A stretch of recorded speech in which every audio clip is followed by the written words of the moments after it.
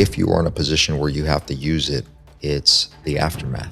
We want to thank Police Chief of Burbank's Rafael Quintero for taking time out of his very, very busy schedule to be with us. Thank you for having me, sir. Do you think more people would be better off if a lot more people carried? Is it true that the city of Burbank has some sort of law or policy where they can't pursue a stolen vehicle? You are not allowed to commit crimes in this city and victimize our community or any community. So the message that we will send is like, yeah, we will chase you. We will come after you. They push this negative stigma about, well, if you're law enforcement, that means you're against the people. Are you guys utilizing or have anything in the works as far as like implementing AI, robotics? How does it feel moving from the city of Glendale as a captain and then going to Burbank as the police chief? I'm really impressed by how many people that sign up to be police officers really care. Talk about time slowing down, because I'm looking, he's like pounding on him and he's just shielding himself. I'm looking at my little girl, looking over there, I'm like, what do I do, man? That's probably the time that I've been scared the most. Should I say happy Monday? I guess we have no choice but to, right? Well, it's 5 o'clock somewhere at least, right? According to you, it's Monday somewhere. I don't know how that works, but I don't know either. Well, somebody might be listening to it on a Monday. Okay. But regardless of it, it's 5 o'clock somewhere. We want to thank Police Chief of Burbank's Rafael Quintero for taking time out of his very, very busy schedule to be with us. Thank you for having me, sir. It's been a long time, man. We finally made this happen. I can't believe it's coming up on a year already. I mean, announced in February. And next month will be my full year at the city of Burbank. And I know we had a conversation, what was it, last year sometime? Mm-hmm. Yeah. So honor and pleasure is mine. Well, we truly, truly appreciate it. With law enforcement, whether it's Glendale, Burbank, LA, it doesn't matter. You know it better than us. I mean, we're pro law enforcement since day one. So how does it feel moving from the city of Glendale as a captain and then going to Burbank as the police chief? The overall feels very similar.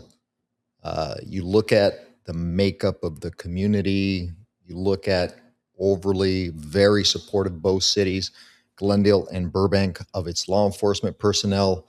And even though Burbank is technically half the size of Glendale, it still feels very familiar and similar. So yes, I technically went over to a different city, but overall, like it's like I never left. I still interact a lot with Glendale and, sister city, border city.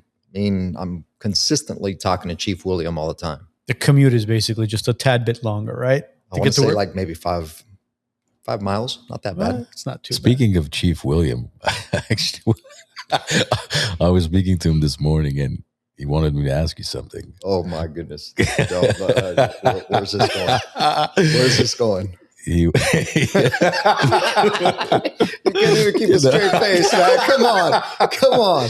No, I think it's a serious question. Is it? He wanted to know, how are your ankles holding up? How'd I know? You knew that? Remember, like this is one of those moments that I almost want to let out a certain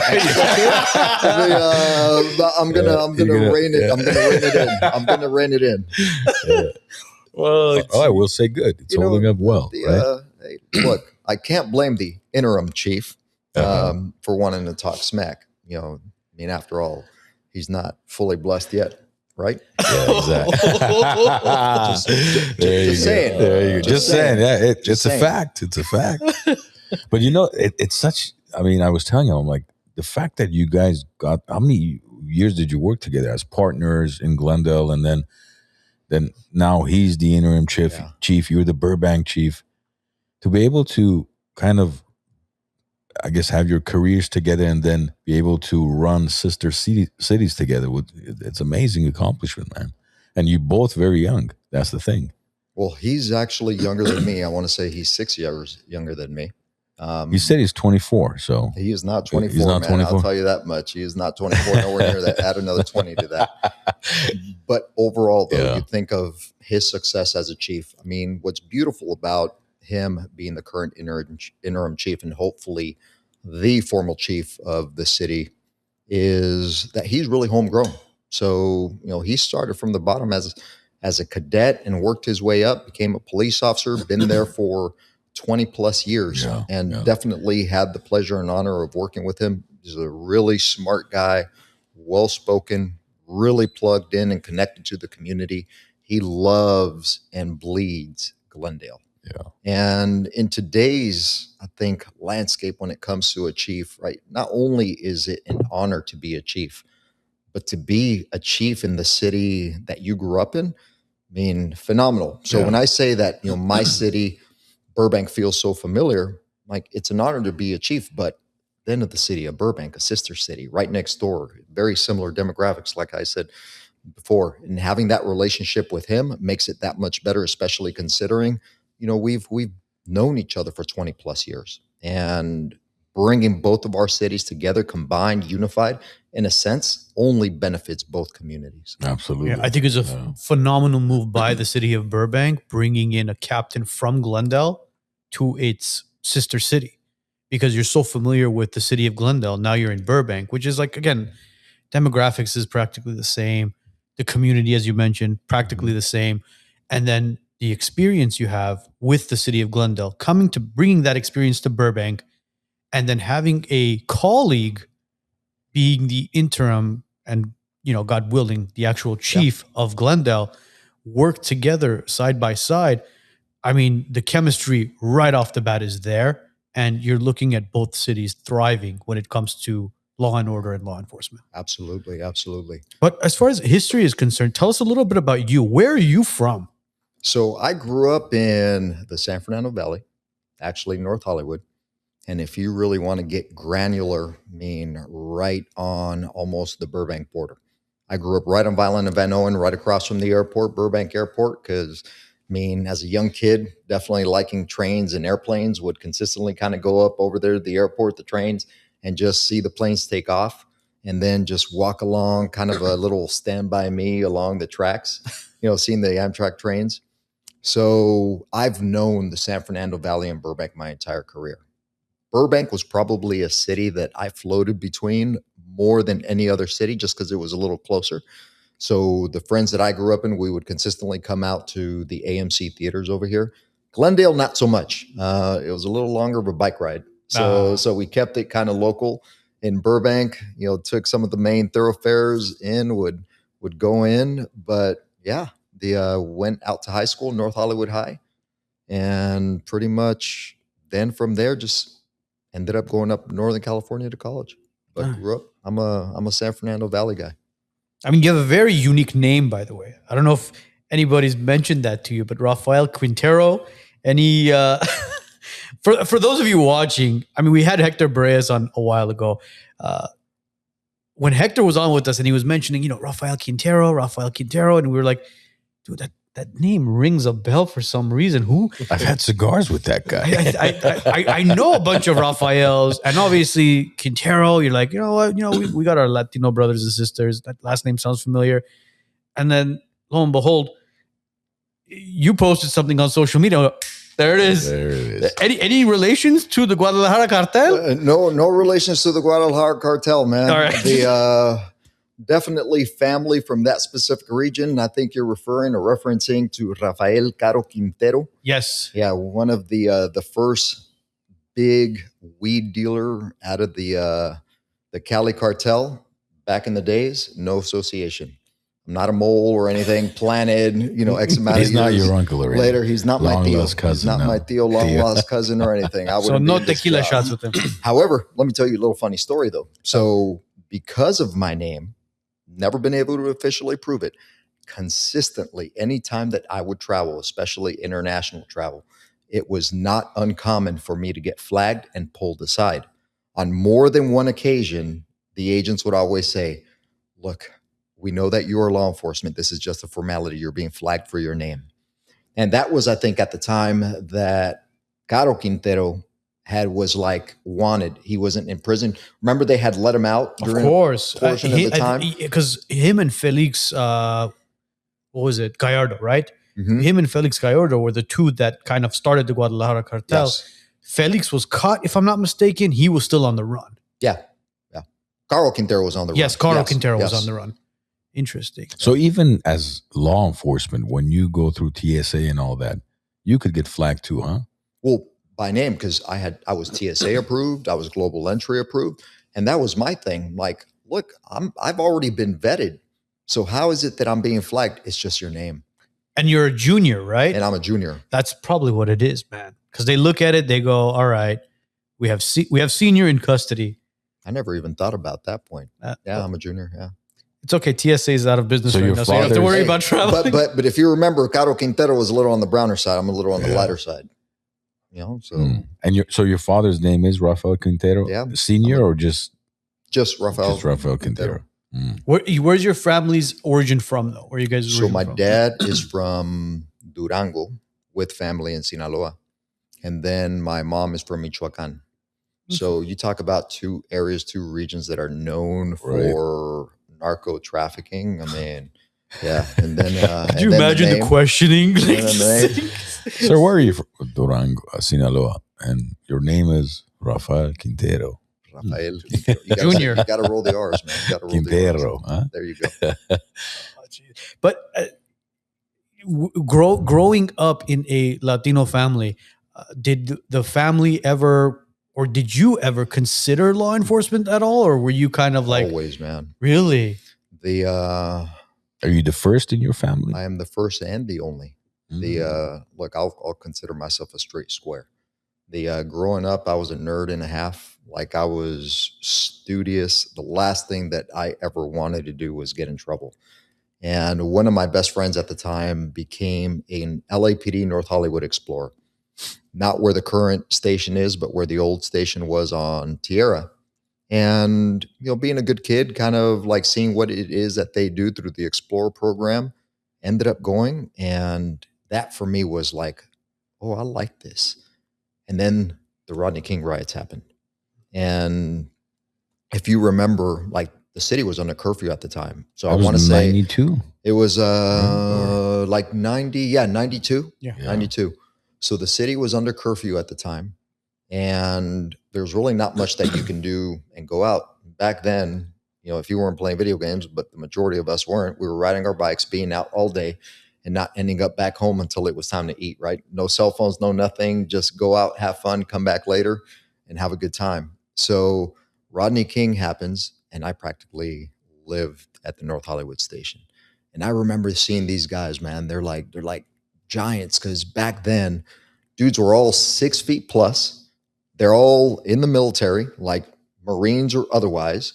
And they were so engaging with us. You know, they were rolling, they were getting in cars 3 deep, and you could hear some of the stories that they were telling and the instance that they came in. You know, some of them looked tired, but never too tired to connect with you and, like, you know, shake your hand and just like, hey, how's it going? Yeah. And that left a memorable impression on me when you look at the good that was being done as a law enforcement officer out in the community, right? Trying to restore whatever chaos was going on. And we all saw the images across TV screens everywhere, fire, shootings, and everything. And here were some guys, man, they were heroes. And that was my end. I knew what I wanted to do from the moment forward. However, I also wanted to go to college. So, like, before I ended up signing up, I knew I'd go to college somewhere. And I ended up at UC Berkeley in Northern California. UC Berkeley. UC Berkeley. So you were an honor student then in high school? Oh, yeah, I was a nerd. I told you I was a nerd, Wow. man. What did you want to study? By today's standards, though, I don't know if I'd be in. Now the landscape is so competitive. What did you want to study, though? Law. So my game plan as an 18-year-old kid was go to college, come out of college, get hired on by LAPD, do that for 5 years, and then go to law school and become an attorney. Didn't know what kind of attorney, was thinking of criminal law. I mean, at that point, really knew no one that was an attorney. Just, I thought being an attorney would be cool. It wasn't even money. It wasn't even money I was thinking about. It was just, I thought being an attorney was certain status, Yeah. respect. You know, you've become successful, you've made it. You know, not a doctor, but I mean, but studying law, I think, fits in with law enforcement because, for example, one of my good friends, he's a sheriff, what now, 10, 12 years maybe? He started going to law school actually about 2 years ago, 2.5 years ago. He's finishing, I think, April of next year to take the bar. And I think it just goes hand in hand because even let's say if he decides to stay in the sheriff's department or gets promoted to whatever, captain, sergeant, chief, to have that law background, I think is a benefit. No? oh, I would say so. I mean, it's not uncommon. The in my time at Glendale, there were several people that ended up getting a law degree while they were working. And it's not uncommon throughout other agencies. So at least see one or two attorneys that somehow are able to manage that workload, whether it be a night school or otherwise. And now I think it also depends on what emphasis of law you want. You know, if you're talking criminal law, yes, Yeah. that connection like gives you a good understanding of foundation as far as what we do. Family law, I'd say, would probably be another He's one. actually that's what Yeah. he's focusing on, his family. That's what I've seen Yeah. consistently. But it's interesting. You mentioned how you were the impression you had of these law enforcement officers, them giving you the time of the day, and I think that's the impression, that's the image we all had growing up as kids in the United States. Was you would see even on TV images of a cop kneeling down to help out a little kid put back the bicycle chain, or somebody's lost, giving them directions or whatever the situation was. We didn't have that social media type of, this negative persona that somehow has been created over the last decade or so. So and that's why there was so much more, I think, desire for young kids to want to become cops because it's like, I want to be a hero. I want to give back to the community. Now it's like I don't know why they've pushed this negative stigma about, well, if you're law enforcement, that means you're against the people. I mean, and I remember we always talk about this on the show. We're like, I wish we could play some type of like some simulation of 24 hours without law enforcement, and let's see what the hell happens to you guys. The Purge. Is there a movie? Of course, man. The Purge. Yeah. There's a movie about Yeah. it. But yeah, it's for example, with my kids, anytime we see law enforcement, and it doesn't matter whether it's in Glendale, LA, Burbank, anytime we see law enforcement, I look at my kids and go, oh, look, there's a police officer. What do? They wave. And then what does a police officer do? Waves back, smiles. Yeah. And that gives you kind of, or at least gives your kids that validation as to, look, they're here to help. If Absolutely. God forbid something is to happen, those guys are the ones that will protect you. Absolutely. So what we see on social media and what a lot of people portray police officers as, take it with a grain of salt, because it's not what, the police are against the people and, look at what these riot police officers are doing. It's like, you know what, man, if those riot police officers weren't there, God knows what would have happened. And all they do is they keep the peace. So if police officers are against the community, then who's for the community? Exactly. I mean, I'd love to know who's for the community. Well, that's why there's a saying, right? The community is the police and the police are the community. Yeah. One of the same. 100%. And the reality is our success does not just happen. It happens because of how we are interwoven within the community and understanding them and connecting with them. Especially Glendale, Burbank Police Department. I mean, you if we could test it out, if I call 911 right now, I think we'll have 12 patrol cars within 14 seconds outside. What are you talking about, man? We don't even need to call 911. We had a live show going on, and two Glendale PD officers opened the door. Hi. Well, sorry, the guy we're looking for isn't here. Just walk out, and we continue the show. So, response times with you guys, amazing. Well, man, I want to highlight my department's response times. I mean, 2 minutes and 45 seconds, if that. There you go. The definitely under 3 minutes. On average. I've had to call once years ago. Thankfully, I don't have a need for emergency police services, but That one time I did, I remember it was 2018. My older son was just born, a couple months old. And I get this weird knock on my gate. And it's like 11 o'clock. My wife is just, putting our son to bed. And I'm like, who is it? They're yelling this name. And the guy sounds drunk. I'm like, you got the wrong house. He's like, no, I don't. I said, you got the wrong house, bro. And he's like, well, I'm coming in. So I go, I get my handgun, and I come out. But at the same time, I called 911. I swear, by the time I got out, patrol cars were all over the place. Like, that didn't take nearly even 3 minutes. I think less than like a minute and a half. By the time you figured out what the gun does. By the time my gun jammed in the magazine. Did you tell him you had a gun? Did you tell him you had a gun? I did, yeah. I said, and I even asked the officer, I said, in a situation like this, like, what do I do? He goes, look, you do what you think is right to protect your family. I said, okay, well, that's a good answer. They tend to come a lot quicker when you tell them you have a gun. When I called 911, I didn't mention it. Oh, No. I mentioned it when the officers came in. That's when I mentioned They it. still arrive quick, though. Oh, definitely. Still with quick. Burbank and Glendale, we never have an issue. I've had clientele in Burbank where they specifically want that area because they know the first thing they say, it's safe. I know if I call the police, God forbid, they're there in minutes. Absolutely. Try that in Lancaster. No. Lancaster. Try that in our city just south of us. Or yes. You're definitely not going to have that response. A social worker will maybe show up. It's sad though. I would love to have LA's chief sit down with us just to kind of ask him like what is he thinking as far as the moves certain politicians are making that's changing how safe that city is. Because you look at neighboring cities, it's like, I don't want to say zero tolerance, but it's like, dude, it's literally the FAFO. Fuck around and find out. Whereas over there, it's kind of like don't do that again. Give you a wrist slap on the wrist. But that's the thing. You know how many times I've heard over the years where people who live outside of, let's say, Burbank, right? Like, well, I hate driving in Burbank with the men's. What? Because it's safe? They're actually going to pull you over for driving 90 miles an hour? That's bad for you? What do you want to do? Just speed your way through life?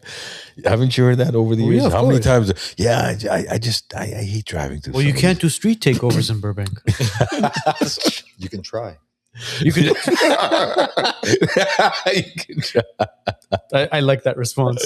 I like that. No, response. even the few times, I've always had a kind of involuntary homeless tenant at my office, and almost since I've been there. And several times I've, just called, obviously not emergency line, just the department to come out, write a report just in case something happens, whatever, if they harass one of my employees or so. I don't want to not have a track record of at least trying to, right? You have to have something. And even that where it's not an emergency, right? It's like, okay, when they have time, when they're in the area, if you can please ask them to stop by, like within 10 minutes, they'll swing by. Do you guys get a lot of repeat offenders in Burbank? Expand a little bit more. Individuals that are constantly booked or thrown into. Does Burbank have a jail actually? Yes, we do. All right. Thrown in full service city. Really? Okay. Full So service city. thrown in jail for repeat crimes?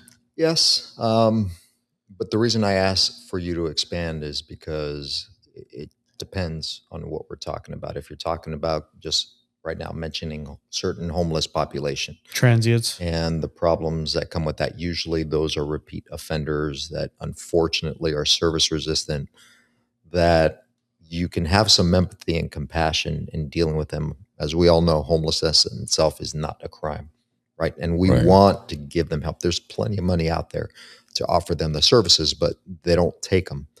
And at some point, there's an expectation from whether it's Burbank or Glendale citizens to take some type of action from a quality of life perspective. Yeah. right? And the only, unfortunately for us, we have to take that enforcement action. So yes, you will come across certain repeat offenders, but then you got certain criminals. I saw it. I've seen it with the South American theft groups, the organized retail crime theft. You got some of these South American nationals that are coming into respective cities, Burbank, Glendale, Pasadena, the nicer affluent areas where I've seen multiple times we've already arrested them. They've been out on bond and they hook up with another crew or the same crew and get rearrested again. See, that's where I was going with this. A lot of these like smash and grabs that take place, shoplifting.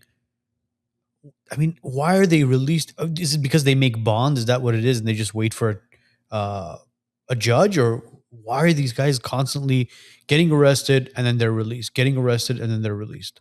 A lot of it has to do just the criminal justice system itself and how it's set up. So yes, they will have a bond. If they're able to make a bond, then they will be released with their promise to appear date. If they get rearrested again, they normally will go before a magistrate. Either they'll be held to answer or they'll get a higher bond amount. If they're able to make that again, obviously they get out. But now with Hockman in place, what I've consistently seen, especially if you're a repeat offender, and you've heard him say it multiple times as far as holding those that commit crimes accountable, I really do believe that is happening for the most part. Now, the county jail system is only so big, and it, unfortunately, the LA Sheriff's Department is, required to keep that prison count, that jail count, arrestee count, I should say, under a certain number. And so you're having these people come out just from a system perspective. You can't house. So to make the math easy, if his count is, he is supposed to have no more than 1,000 people in his custody, and he's over by that number, he is mandated to start releasing those people that are less of a priority. And that's where it becomes challenging. Because I remember, I think it was around Thanksgiving in Burbank, there were, and I'm wondering if that's the same group, there was about, maybe you would know better, 7, 8 or so homes broken into within that Thanksgiving Eve or within those 2-day periods. And one of my friends' homes was actually broken into. They were out of town. And the same group, I guess, targeted several homes in that area, North Burbank. Are those the groups you're mentioning from the South American theft groups? Yeah. Is that who they are? We had a good run for a period of time last year where there were several homes, exactly what you mentioned, the northern side of the city, the more affluent neighborhoods.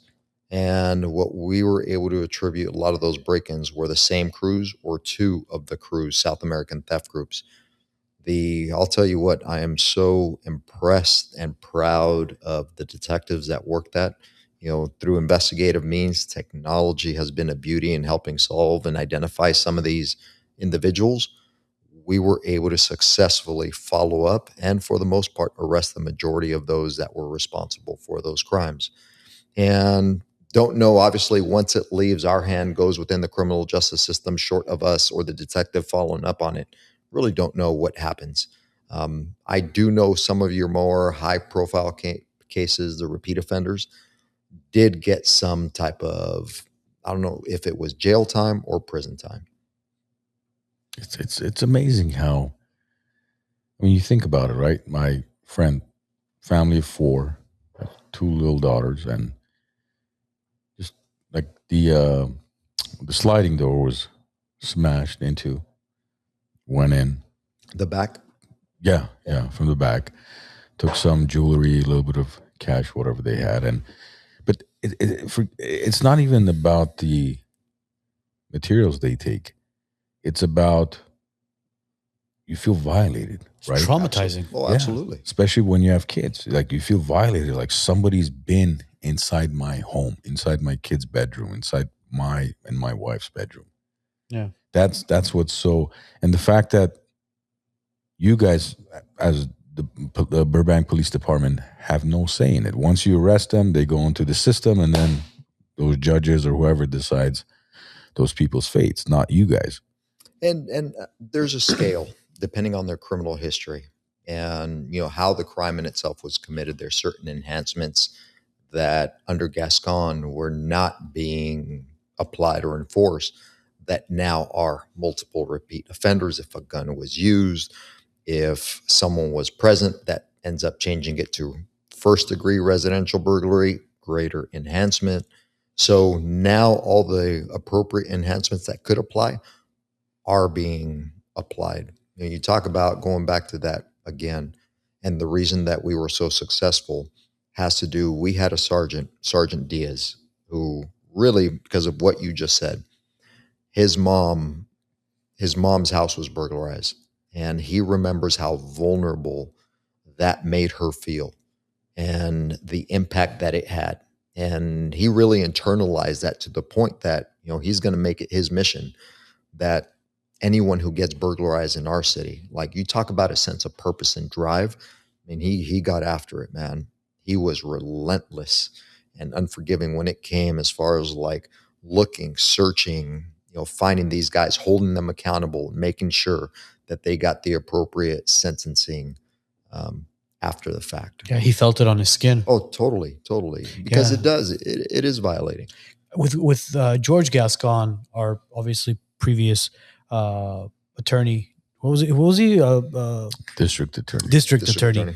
With George Gascon, our previous district attorney, a lot of the stuff that was implemented by his staff is being, I don't want to say it's all being reversed, but it's like digging a hole. When you dig a hole and you're in it, it's very difficult to get out of it. And Nathan Hochman right now has a big challenge in front of him, trying to reverse a lot of these laws and bills that Gascon implemented, because you looked at what was going on in the years that guy was the DA. It was a shit show. Our police officers in all of our cities felt handcuffed because they couldn't do anything. It was like we could, as far as from the application of the law, the elements of a crime, and being able to enforce, we were doing that. The frustration for our officers, and at that time I was over at Glendale, their consistent frustration was the lack of accountability. So we were arresting them. They were being brought in jail. But once they ended up going into the criminal justice system over to the courts, the cases were, for the most part, being dismissed, depending on the type of crime. If it was a low-level misdemeanor, depending on the certain misdemeanors, they were definitely being dismissed. So it became a revolving door. And that's where the frustration comes in, because during that time, and then it's compounded by COVID, so there's certain crimes that they're definitely not being held accountable. And you're just seeing, back to your point, the same repeat offenders over and over and over. And these guys speak amongst each other and tell them, totally. They tell each other, "Hey, listen, it's going to be a slap on the wrist." Well, they were emboldened. I remember, some of the conversations among some of the officers being from those that were arrested, and like laughing to the point that, I'll be out before you're done with your paperwork. Exactly. That's what was one thing that we spoke about back in like 2020, 2021, even in 2022, where it was like, by the time the police officers or staff begins to... Sorry, guys. That was my... You're okay. You want me to go back to it again? Yeah, do it one more time. So, roll through. All right. That was a rookie mistake. That's his emergency hotline. Emergency. I think we should keep it though. But that the one thing we spoke about in 2020, 2021, when Gascon was the DA, was a lot of the police officers and staff would say, you would book a guy, and by the time you're done processing him, he's already out the door, which was like kind of like, all right, so what's the purpose behind arresting him at this point? And the whole $900 smash and grab thing, what was that about? So if it's less than $900, you can't arrest him. It's not, or it was a petty. It was a petty crime or whatever it was. You could. The difference, it was just the classification of a misdemeanor and a felony, which was like these guys were getting. For the most part, a misdemeanor, you handle it, assuming that the court system, the jail, is not going to take them. It was a cite and release, which is, again, slap on the wrist. Yeah, but imagine you fill up, the jail system with all these $400, $300 petty crimes. Well, it's not about filling up the jail system. It's about finding these guys in a way or putting something on their record where it's like, no, listen, you steal something, it's not a misdemeanor. A misdemeanor is an issue still, because if they apply for a job anywhere and if there's a background check, that thing's going to pop up. So if I see misdemeanor, I'm going to reconsider hiring this person. Can you elaborate on that a little bit? Because obviously you've had the experience with it. Let's say, for example, there is a smash and grab. Somebody gets detained. They're booked.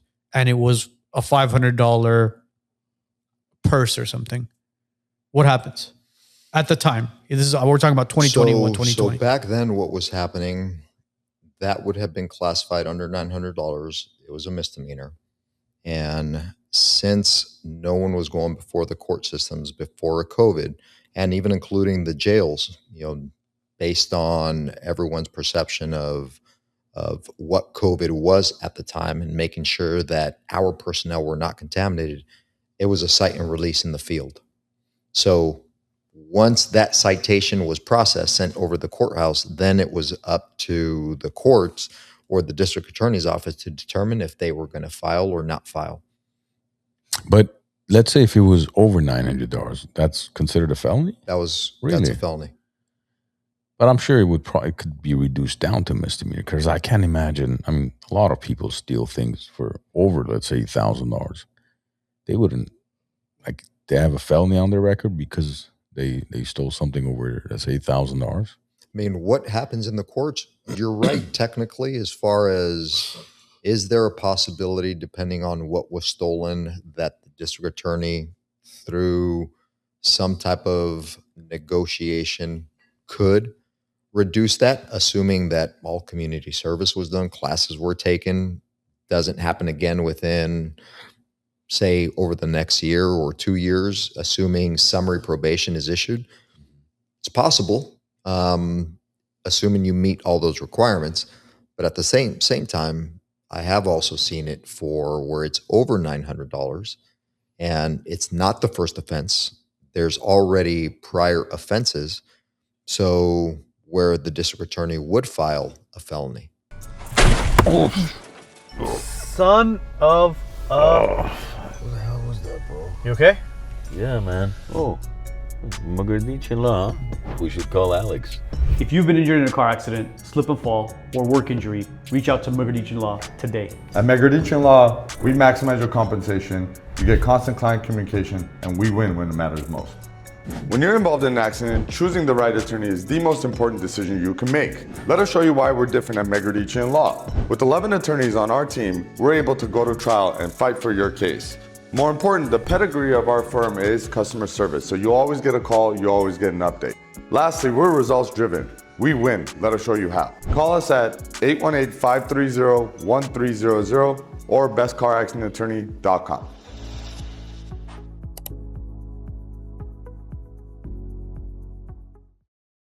If you've been injured in a car accident, trip and fall, nerve, muscle, joint, any sort of pain at all, hit up Dr. Rafi.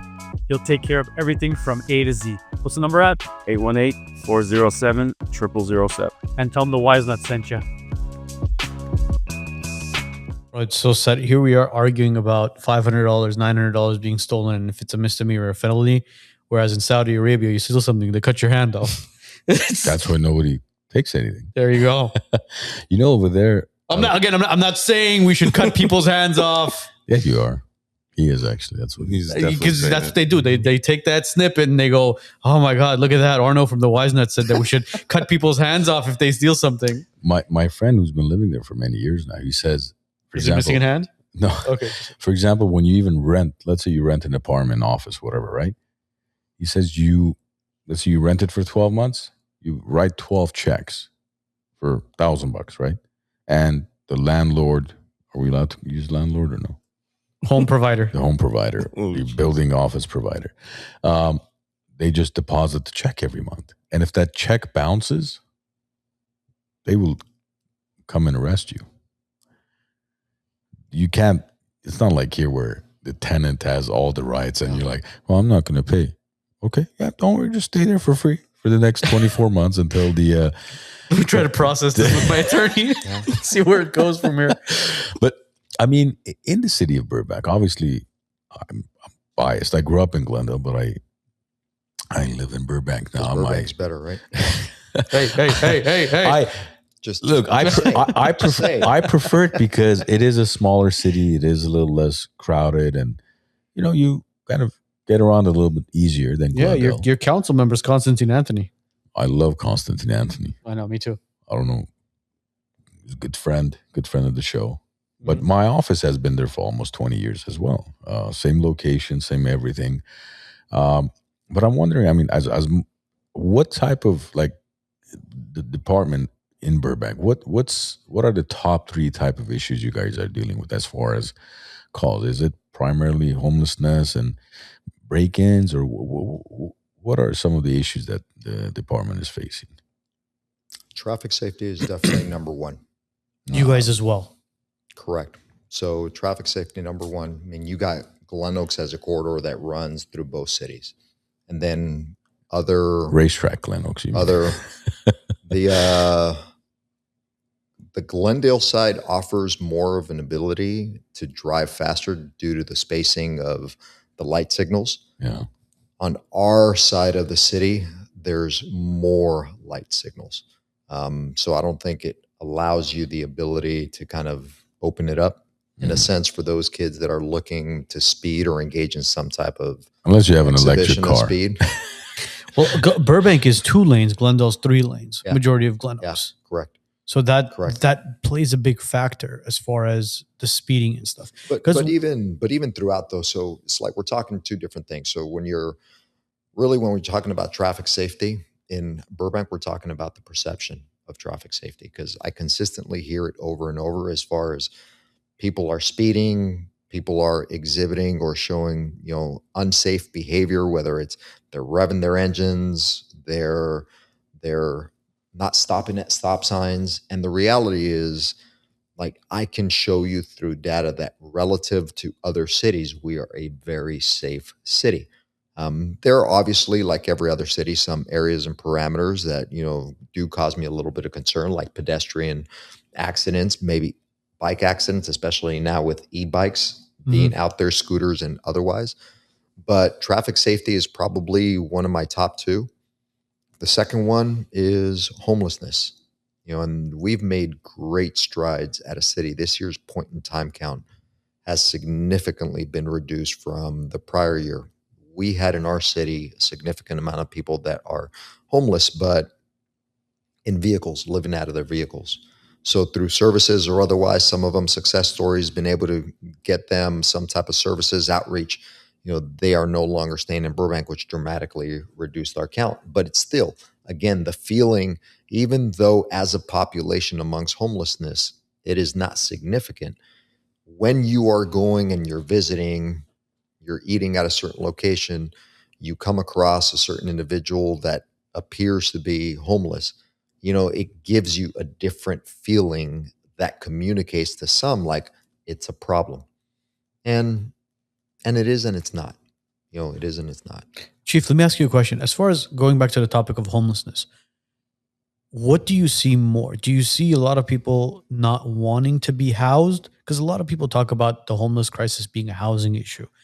Or is it more of a mental health issue that you guys are seeing in Burbank? What I hear consistently, I'd say a combination of both.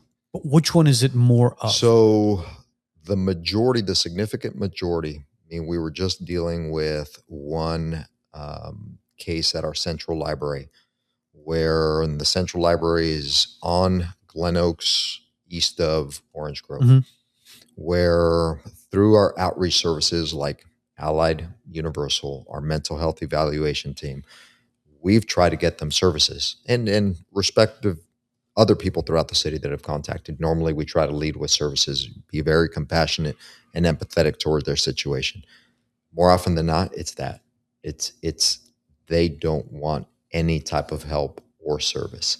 And it's frustrating. It's a challenge because, like I said before, there's plenty of money out there. We will find them a hotel room. We will find them, longer, some type of services for getting them on the right path, employment or otherwise. But it's not as easy as that, because then the other component is you have a lot either that are having mental health challenges or just narcotic use and aren't in a position to be stable, be of their right mind to even communicate with you as you're trying to have a conversation with them about having services.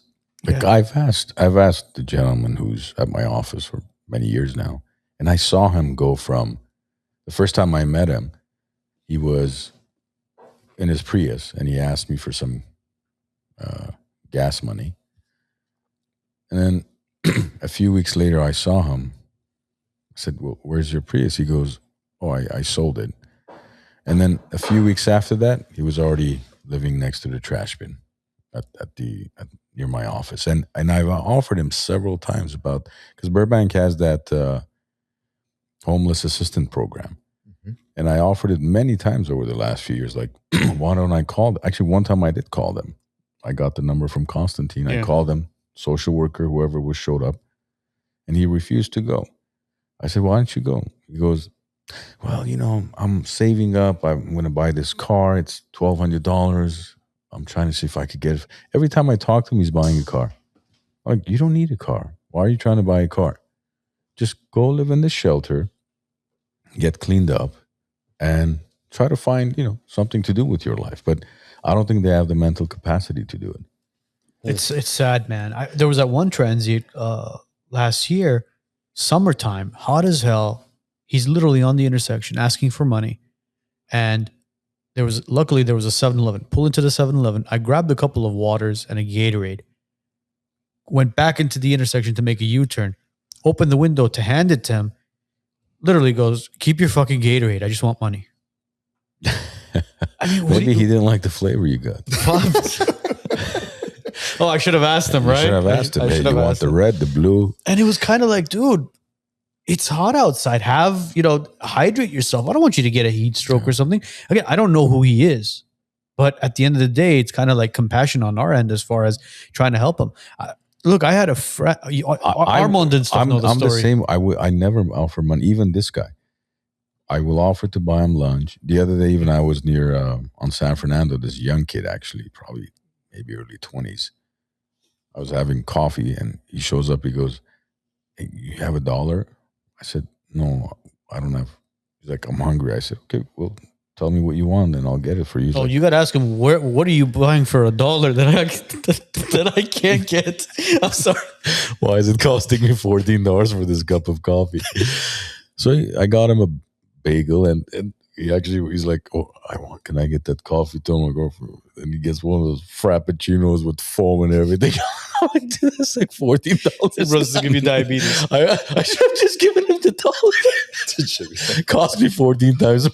It's okay. It's okay. You did a good thing. You did. You did a good thing. See, the boys know this story. I had a high school friend, or I have. I mean, it is a had because he's still alive. One of our mutual friends sends me a video of him on social media, and he goes, "Hey, Arno, let's call him Bob for argument's sake. It's Bob. Have you seen this video?" And I look at it, I go, "Oh my gosh. Like I can't believe this is him." And in the Instagram video on his phone, he's recording himself saying, "I want pizza.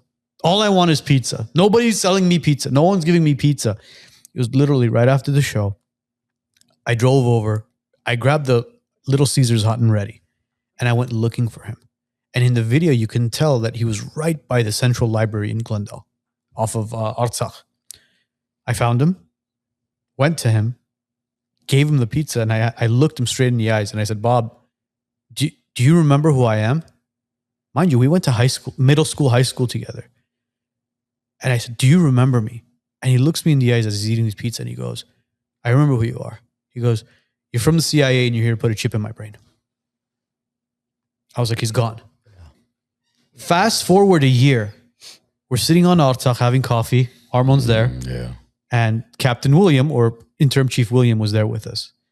And I see Bob walking on Artsakh. And I go, oh God, man, it's Bob. Do you remember the story? I was like, he's not going to know who I am. You know what he says? Hey, Arno. Good seeing you. Just out of the blue.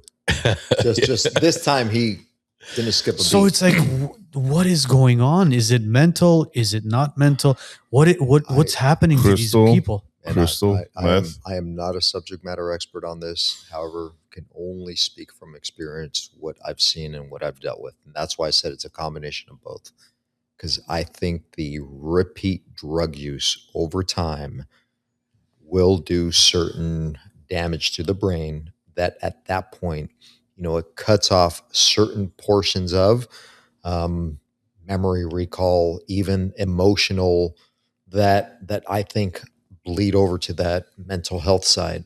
Like you just don't have the capacity or the cognition anymore to process the information that is coming in. Absolutely. And it's and that's the thing, you notice it with especially the homeless population, is because when you try to have a conversation with them, it's kind of like the what was that movie called, the 50 First Dates. It's always the same story. Same story. Same, I went to the bank and then he's got some cash hanging out of his pocket. I'm like, man, you're gonna lose your cash. Like put it in the pocket. Yeah. And but is it the first of the month yet? I'm getting paid. I picked up some cupcakes from here, and the thing is, they're so picky about certain things too. He's like, I want some new shoes. I'm like, look, I've got some extra shoes I don't wear. He's like, well, what style is it? I'm like, so now we're concerned about style. Like, I mean, it's shoes. Like, I'll bring it, you wear it. Yeah, let me see it first. I'm like, you've been asking me about shoes, how you can't find the right shoes at Big Five for the past 3 months. I'm giving you shoes. I'm giving you shoes. They're like literally brand new tennis shoes that I just don't use. And you want to know the style and color, whether it's gonna go with your outfit, or what's your concern? Just wear the damn shoes, protect your feet, and I mean, you're talking about the chief mentioning that the city of Burbank has programs where they'll temporarily house you. Well, there's speaking of programs, you got the Burbank Temporary Aid Center, and then you got Home Again LA. Mm-hmm. Like, two great programs within the city of Burbank. Really good directors leading those groups, and for them, you find they are intentional, they are purposeful, they really love what they do and believe in helping people. And man, it doesn't happen overnight. I mean, not only do you got to have someone like that cares, that has purpose, but also a supportive staff that also believes in the cause. And it doesn't happen overnight, like I said, but I've seen the good that they've done over time. Repeat. There's so many success stories that aren't shared through the outreach efforts and the constant, try to provide them services, that eventually it does lead to some good events where you're able to place them, put them in places, and they've been successful after.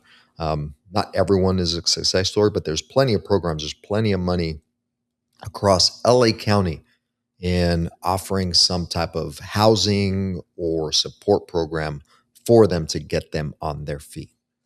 I mean, it's much more complicated than saying it's just a housing issue. It's one of these wicked problems that isn't going to be solved overnight. Because I'm in these different threads with different types of health organizations where they're always trying to help the homeless population, and the toughest thing is obviously for them to stay in one place.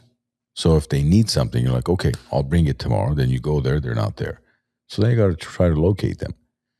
And in these threads, it's like you said, it takes so much effort. The social workers, the care planners, everybody constantly, okay, guys, we're looking for a wheelchair for somebody. And then I'll be in these threads like, okay, who can provide a wheelchair? Somebody like, okay, I have one I can donate. And then there's just constant supplies and constant this and that.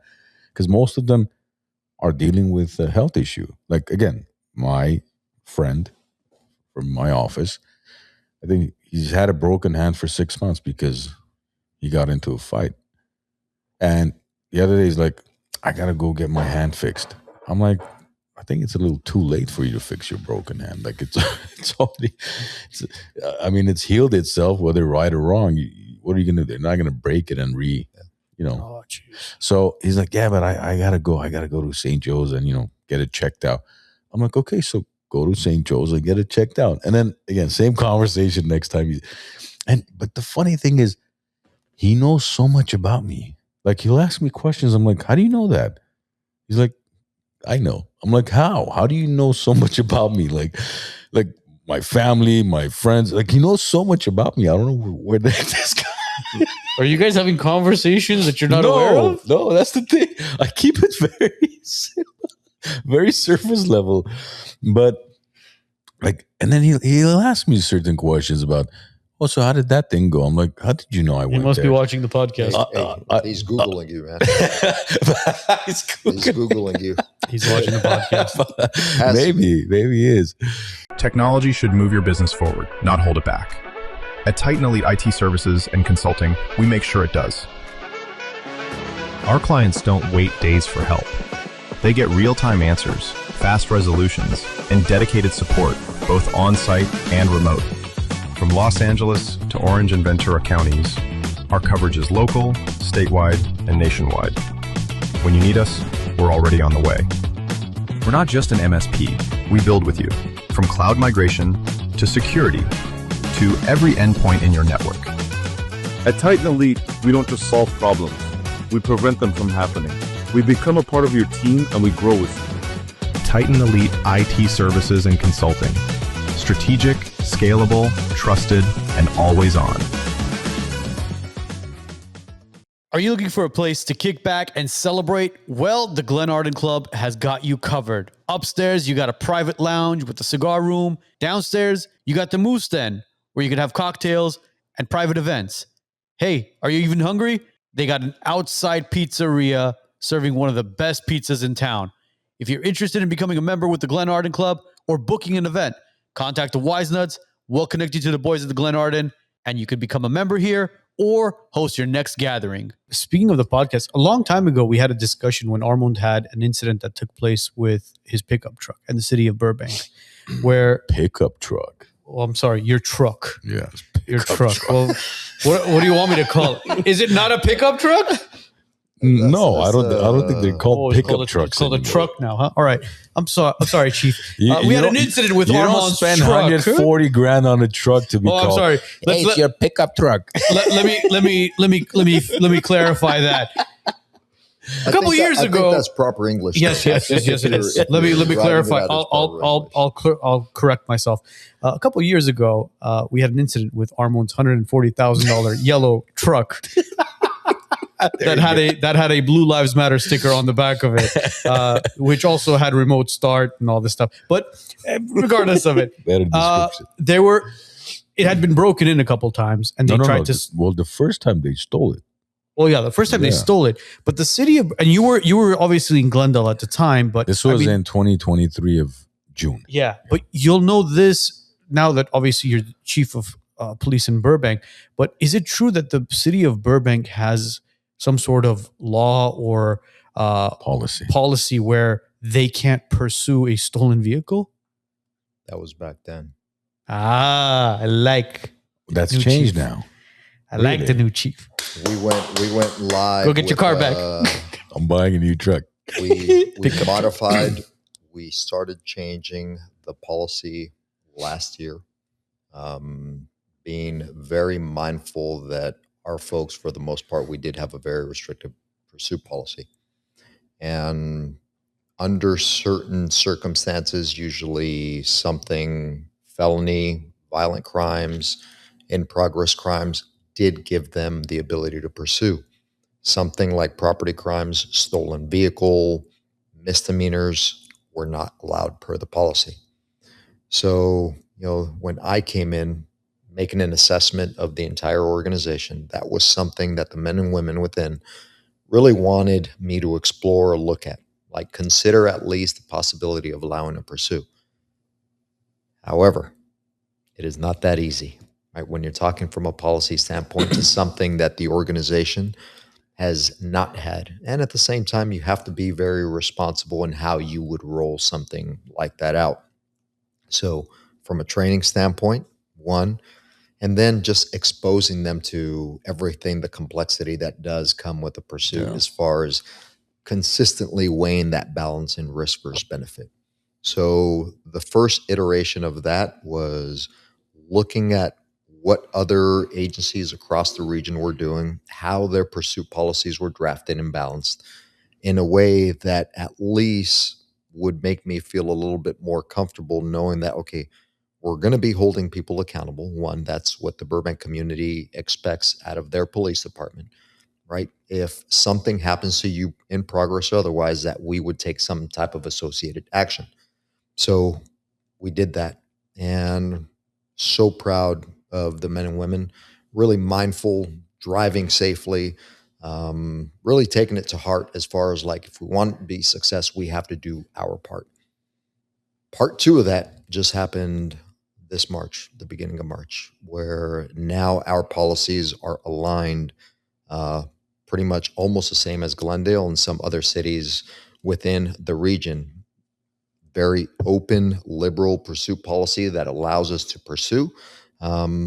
It just puts the onus, the OIR, Office of Independent Review, had suggested in their last report that we identify our own pursuit philosophy and what that is. And I think we've done that not only as a leadership team, but espoused that down to the management team and the supervisors and our personnel, that we want them to hold themselves accountable. We want them to be responsible. We want them to constantly weigh the risk versus benefit to the community. At the end of the day, look, no life is worth, chasing these bad guys. Like you will get them again, short of them hurting, killing someone, where like we have to go after them. And our pursuit rate has definitely gone up. But the message that we're trying to send here is to our people is like, hey, look, we will support you in doing police work, doing what you signed up to do, what you were paid to do. And to the criminal element that decides to come into this city, no crime too small. Like, we will hold you accountable. You are not allowed to commit crimes in this city and victimize our community or any community. So the message that we will send is like, yeah, we will chase you. We will come after you. And I'm glad you guys are reiterating and protecting our fellow law enforcement officers, because they're just like everybody else. They're all moms, dads, uncles, brothers, sons, daughters, and they've got family at home. And when you hear stories of, God forbid, a law enforcement officer losing their life, whether it's in a pursuit or a gun battle, it breaks your heart, because you're just like, damn, man, that was somebody's husband or wife or brother or son. I'm really glad that you're taking that next step to let them know that, hey, listen, we're all doing this together. We got your back. I mean, not only law enforcement as far as men and women, but even canines. I mean, with what happened with Spike, was it last year or earlier this year? Yeah, last year. Yeah. I mean, the city was devastated. There was a huge memorial service. He was a police officer. Yeah. Basically. Yeah. He was a police officer. He is an extension of our family. Yeah. And a lot of people were laughing at it, going, look what they're doing for a dog.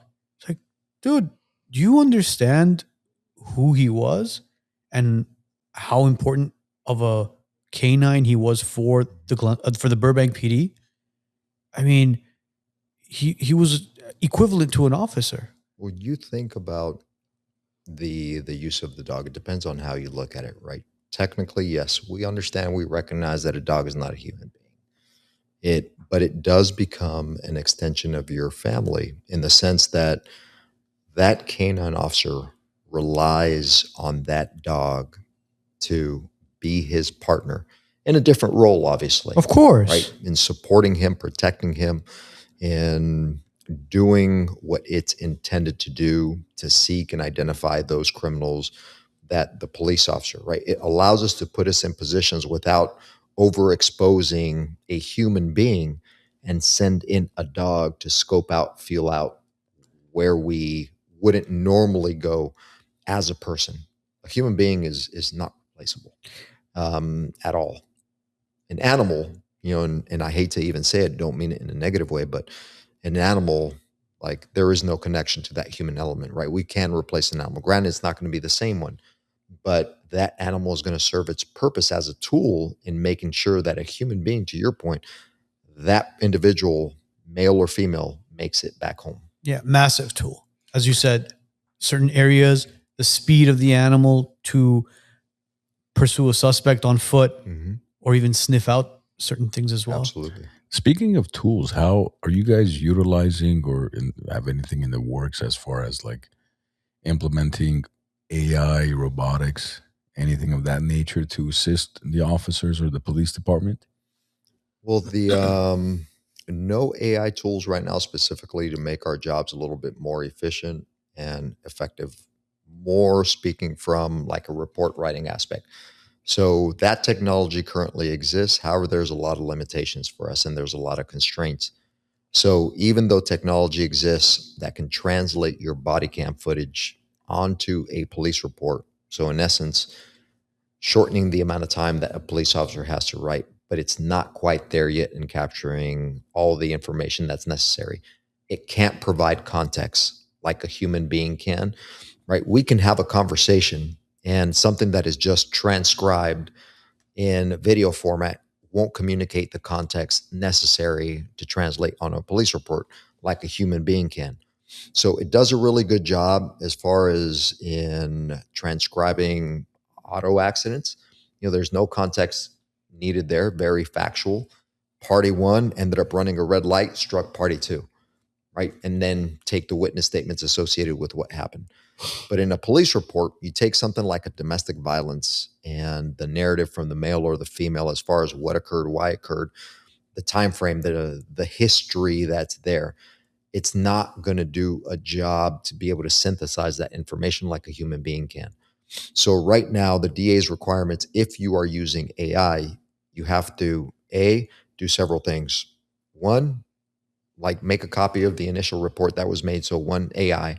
Two, the transcription of any changes, modifications associated with, right? And then I forgot what the third copy is, but it just, now it becomes way more laborious as far as you're investing more time in cleaning up that report, verifying, and not only are you downloading it, rereading it, then you're synthesizing it, you're cleaning it up. It's too much. It's better for you to just watch the footage and write it yourself. It's better for you to watch the footage and write it yourself. Yeah. Correct. Yeah, so certain AI tools, I mean, it can be done, whether it's like you're writing for, I don't know, like a report or something, not on police reports or anything like that, but like, for example, for a work-related job, but anything with healthcare, police, anything like that, I think you still need that human element to physically. But you need the assistance. Why? Because unfortunately, I mean, I'm glad at least with citations, for example, it's like takes 15 seconds, right? They scan the license, prints it out. They don't even have to handwrite anything anymore. But anything more than that, the amount of reporting it takes for law enforcement officers, healthcare too. I mean, healthcare is even worse. 70% of clinicians spend their time charting. So if any AI can improve that, where instead of spending 70% charting, they could spend 30% charting and 70% on patient care, you're going to have improved outcomes with it. But see, it goes back to what the chief just said. You have AI type it out for you, then you got to go back and you got to read it. And if AI made a mistake, then you got to go back and kind of rechart everything. So it's, look, that's for now. And it's different systems, right? So right now for reports, it doesn't necessarily work, but there are certain systems short of facial recognition through the use of AI that we are using to identify objects.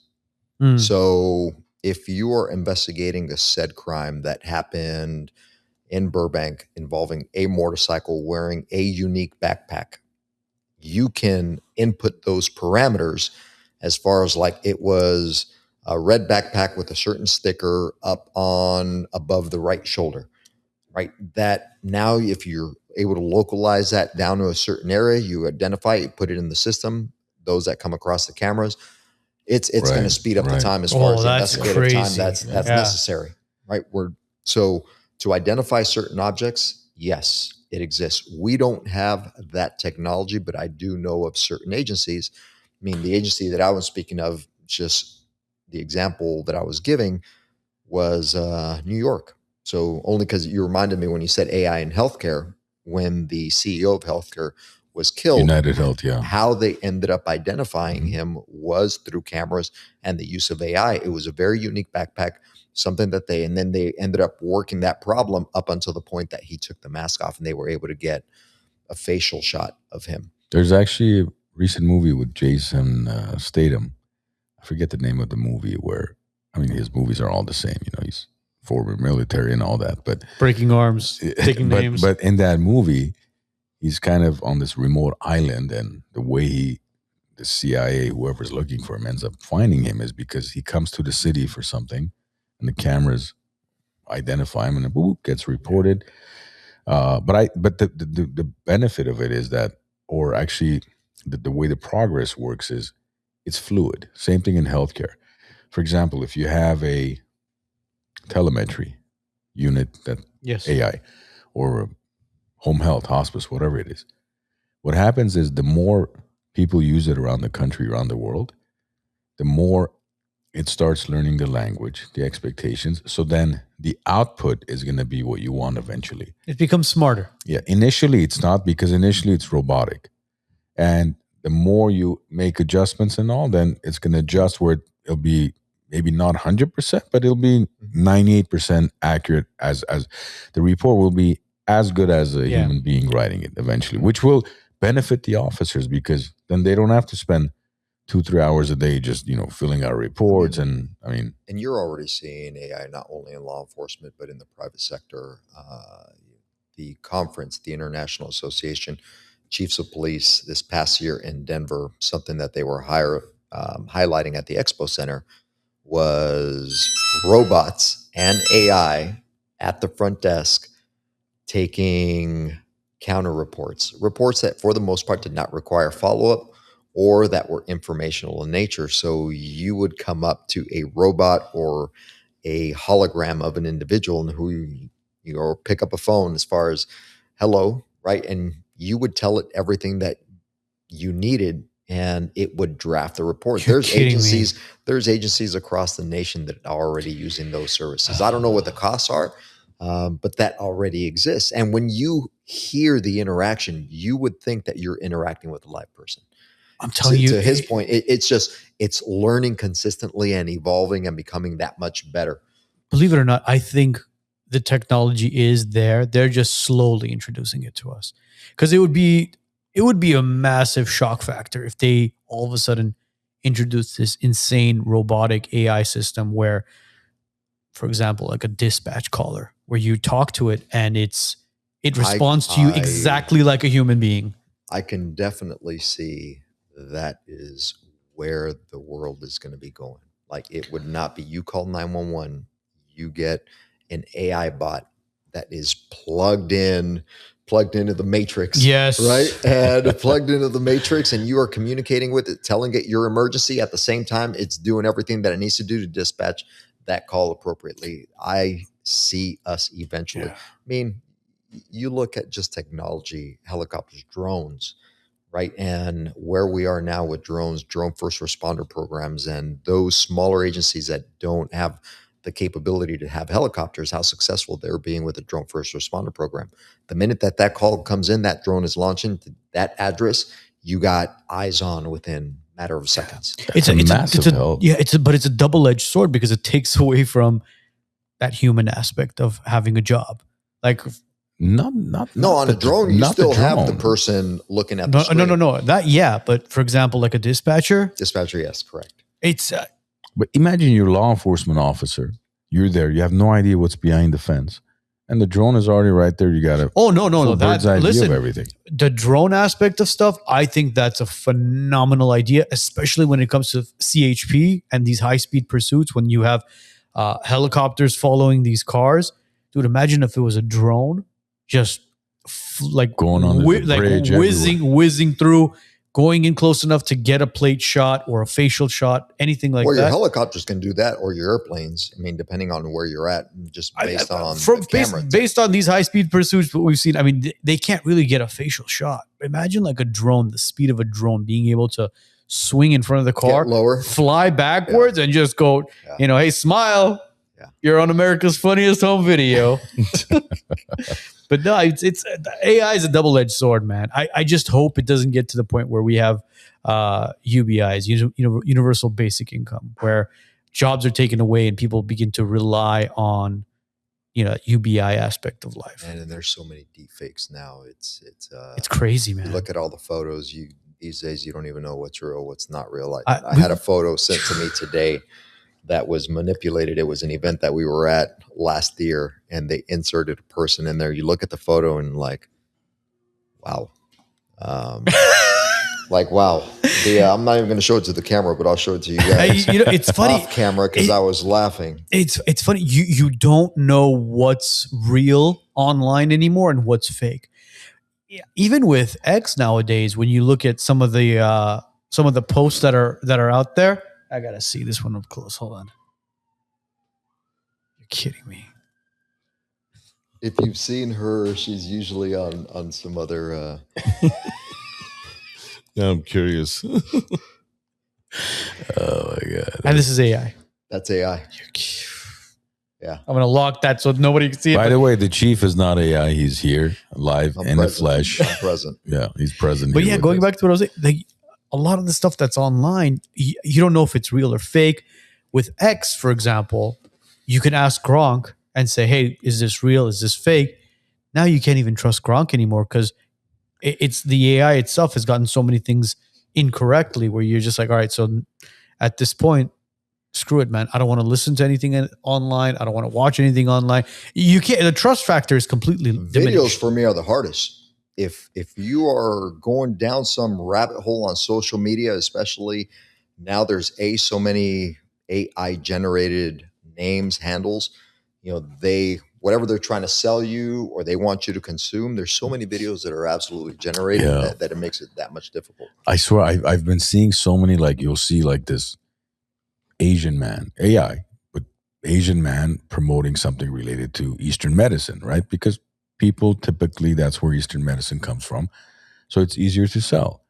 Or you'll see something with some other culture promoting something else, but you could somewhat tell it's AI, but it's tough to. And then the other day I was watching this clip of how this one guy has created all these female accounts. They're all AI, these girls, but they're obviously, beautiful girls, like aesthetically perfect and everything in place.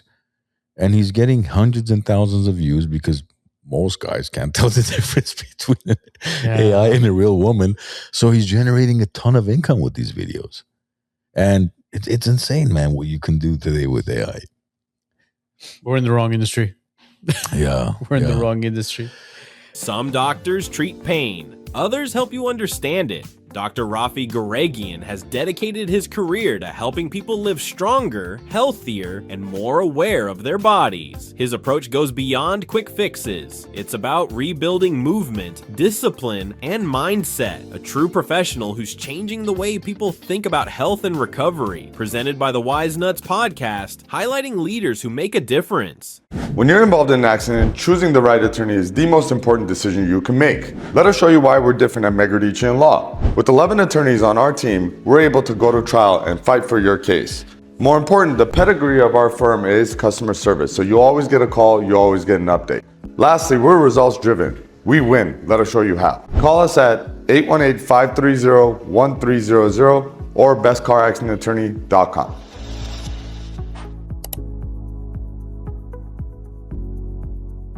Now, recently you've been sharing some clips. How long has it been now? Like 4 or 5 months? You've been training with a friend of ours, Mr. Alberto Crane. Jiu-jitsu. Jiu-jitsu. Oh, jiu-jitsu. Oh. Jiu-jitsu. Is that how you pronounce it? It's Brazilian jiu-jitsu. Jiu-jitsu. How's that going for you, by the way? Man, blessed and grateful to be able to train with Professor Crane. The all started last year. Did a podcast. Trying, I think initially, for the most part, what I remember, the questions he was asking me was the value of training and jiu-jitsu and my thoughts on that as a program. And at the time I told him my intention from day one has been to try to bring that component, which has been missing from our training program, into the department. So, his challenge was, okay, hey, what about you? And I'm like, I would love to. I did it back in the day, just real briefly. And I am so glad I took that challenge, because since then, I think I'm probably 5 months, 6 months in consistently, 2 days a week, really learning, but just what it offers you, kind of just focus, discipline, and even kind of a certain clarity after you are done, just a feeling that lasts throughout the day of accomplishment. It's phenomenal.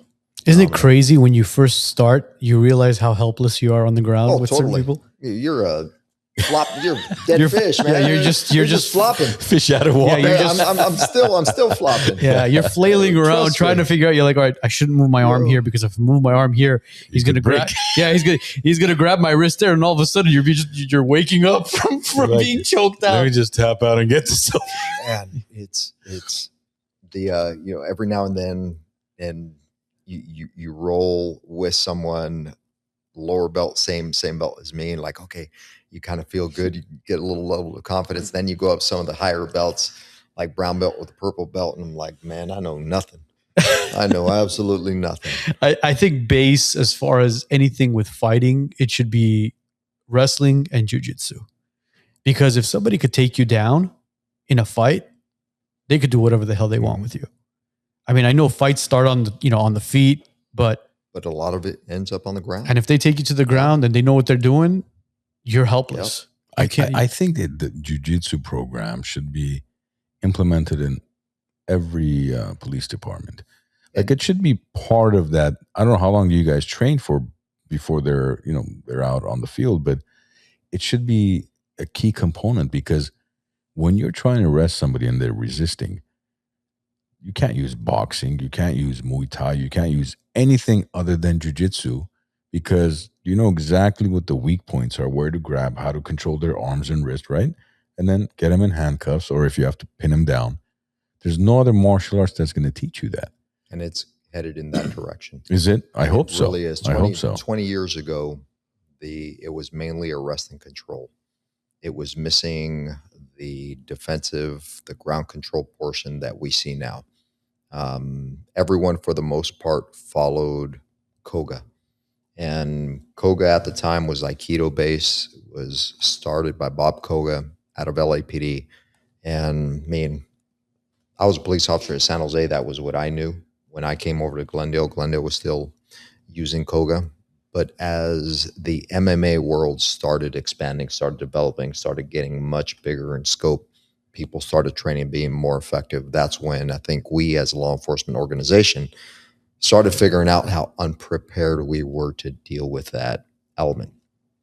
And so when I was at Glendale, ended up pivoting. At the time, Rob Castro really was accepting, embracing of developing new curriculum that was contemporary, that was more defensible, and at the same time, gave our officers the confidence that they needed to be successful in taking people into custody.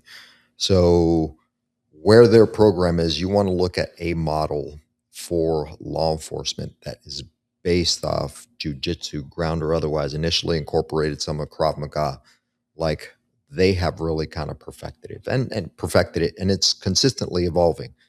That's where I would like us to get Burbank. We are just bringing it, just trying to introduce it, develop the curriculum associated with it to be where we need to be, to add that other layer to our defensive tactics program. It's going to level you guys up big time. Huge level. 100%. There was that one video of that guy he wasn't an officer. He was just a pedestrian. He detained an individual in a triangle choke until law enforcement showed up. And again, he didn't squeeze to the point where the guy was going to pass out, but he held him long enough and tight enough where it was like, hey, listen, if you continue to flail, I will choke you out.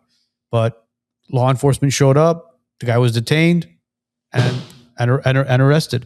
But yeah, man, I think Brazilian Jiu-Jitsu in police departments is going to take it to the next Yeah, level. 100%. and it has been. The Gracies out of Torrance, really generous with their time in being leaders at the forefront of pushing that forward within law enforcement across the nation.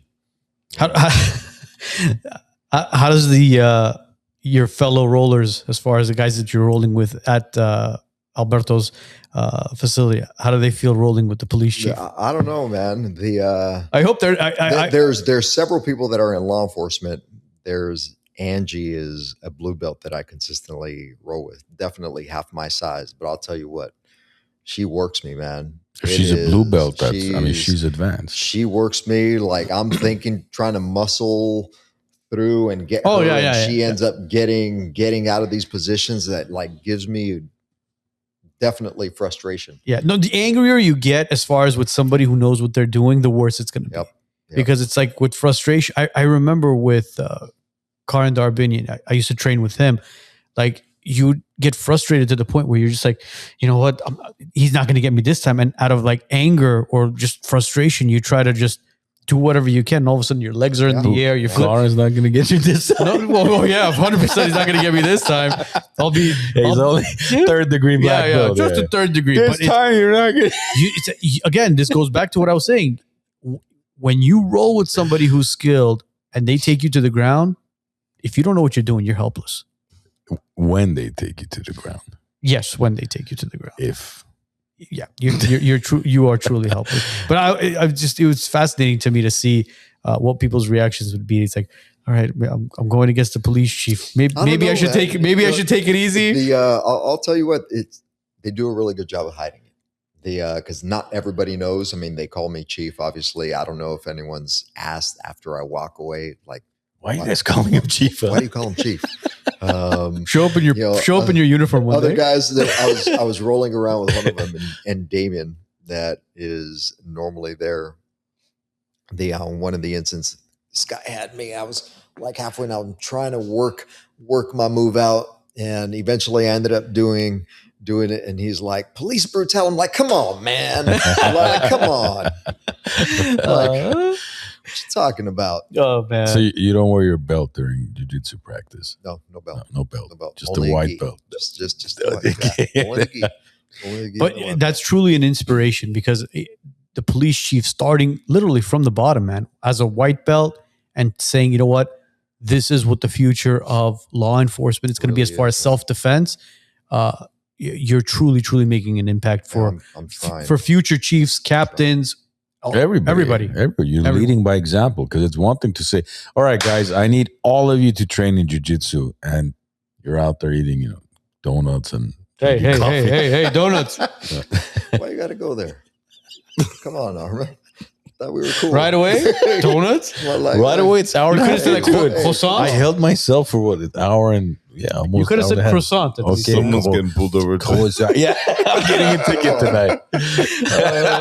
They're going to be waiting for you as soon as you pass Alameda. I hope your pickup truck doesn't get stolen. Oh my God! It's funny. My boys always ask. Almost every day they'll ask me a question about.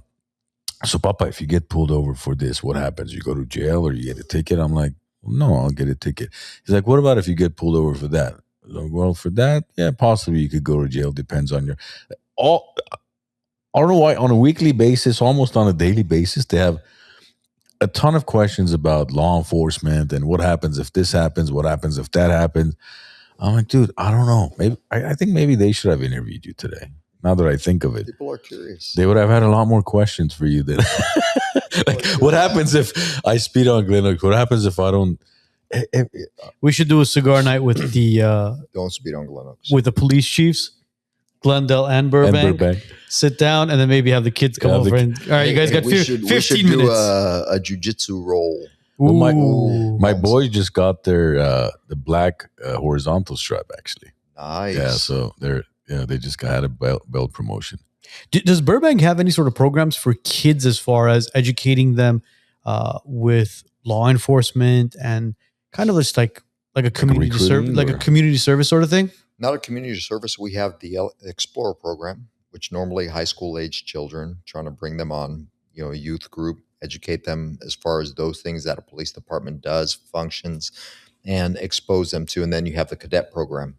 For the most part, normally kids that are in college doing 12 units or more, that the intention there is, again, expose them to the organization as far as those things that we do, from a police officer standpoint, but other positions within, if you are not necessarily interested in becoming a police officer, with the intention that we can bring them into the organization and it would be something that they would like.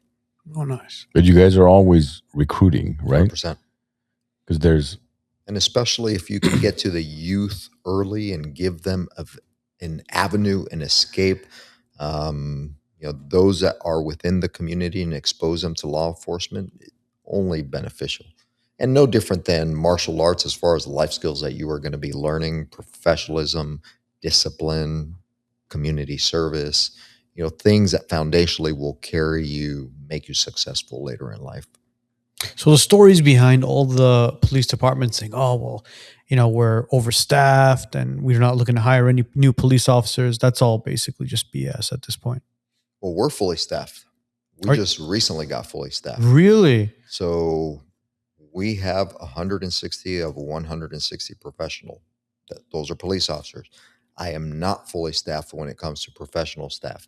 So there are vacancies within my records bureau, my jails bureau, and communications that I still am missing. Need a so that's staff. Administrative staff, basically. Yeah. Well, communications. I mean, Yeah. you have 911 center, so that's probably the biggest amount of vacancy within the records. Yes, administrative, in the sense of behind the scenes, but a critical, important support function to just the processing of information that comes through a police department. How many police officers are in Burbank right now, you said? 160 total. 100. And how many were there prior to you being the chief? When I came, I think we were in the higher 140s, and that number ebbs and flows depending on retirements or people that end up being retired out because they were injured or otherwise. We've had those that were out injured on duty, officially retired off the books, and then we've had a couple of retirements, and then we've lost others because of family reasons to other agencies where they moved out of state. But as far as consistency wise, you guys are always fully staffed with police officers. Well, we haven't been historically, no. But recently, I'm talking about. We were operating right around the 150 range. Okay. Is where we were. Okay. And how do you determine the number of officers you need based on the population or normally traffic? It's per or capita. Per capita. The nation, I think the standard where you'd like to be is at least 1.6. So 1.6 officers per 1,000 residents. That's kind of where we're at. So we have about 100,000 residents? 105,000. Yeah. So we're right at a 1.6. But that's just the number. It's not necessarily the best gauge, right? When you look at LAPD, the amount of officers that they have per capita, I want to say they're closer to 2. But 2 is not enough for that city. Oh, hell the no. amount of crime No that it has, way. right? So it's like they would need, but it's always been just an assessment, a gauge. Glendale, historically, for the longest time, was right around 1.4-ish. Look, I think also the perception that the community has of the police department. Again, city of Burbank, Glendale, the perception of the police department is they're here for the community, they're strict, and for the most part, the community respects that. Unfortunately, LA being such a big city, big county, a lot of people are like, it's LAPD. I mean, you're going to call them, they're not going to show up. So the respect factor, I don't think is the same. And it's unfortunate because I know so many LAPD officers that will do whatever it takes for that community, good, bad, or indifferent. They love being police officers, peacekeepers, and they will do anything for that community. Like they really are doing it for the right reasons, trying to make a difference, clean up a certain neighborhood, especially those neighborhoods that aren't necessarily the best out in South LA or otherwise, like where they give back even off duty their own time and participate in these other nonprofit groups just so that they will humanize the badge in some sense and let them see them outside of the uniform to build and develop those relationships. And for you to be successful in certain neighborhoods where there's very little trust, right? And there's also fear that in you communicating with the police and giving them information that there will be repercussions for that. So developing that trust with them is only going to make them more effective. And I can't tell you how many cops internalize that. And they take a lot of pride in showing up as an LAPD officer, just like no different, Glendale or Burbank here. There's a lot of pride. And that is something that over the last 10 years, I think maybe I just was never aware of it, mindful of it. But now the conversations that I have across the region, I'm really impressed by how many people that sign up to be police officers really care. Yeah, with LAPD, I think it's the history of the police department and the city there. I mean, it's gotten such a bad rep from the 90s that I think it's still somewhat recovering from that bad rep. Like the Rampart scandals, right? Yeah. That story itself told you, dude, there were so many corrupt cops where that small margin of corruption created this bad stigma against all the great cops that were out there who were really, truly out there to protect and serve, as LAPD says. 100%. But and there was a recent article on LAPD in the LA Times, I want to say a couple of weeks ago. LAPD officer was caught stealing out of a car or whatever it was. And there's plenty of incidents across not only the region, but also the nation. Chief, they look for an excuse to tarnish it. I swear, man. But what I'm saying is, how unfortunate is that, for every 2 steps that we try to take forward, because that one bad person that did that is not reflective of the profession as a whole. 99% of people that sign up to do this are doing it for the right reasons. You're absolutely right. And obviously the media and stuff they need something to report. And having the good cop giving the kid a sticker or, helping him out, as Armand said, with the bike on the chain on the bike, that's not sexy. What's sexy is, the drama, the juicy stuff, the gossip. That's what they want. But it's like, dude, you have to understand that if you're ever in trouble and you call 911, those are the guys that are showing up. Yep. Regardless of race, ethnicity, religion, doesn't matter. These guys are there to protect our communities. When you're involved in an accident, choosing the right attorney is the most important decision you can make. Let us show you why we're different at Megridici Law. With 11 attorneys on our team, we're able to go to trial and fight for your case. More important, the pedigree of our firm is customer service, so you always get a call, you always get an update. Lastly, we're results driven. We win. Let us show you how. Call us at 818-530-1300 or bestcaraccidentattorney.com.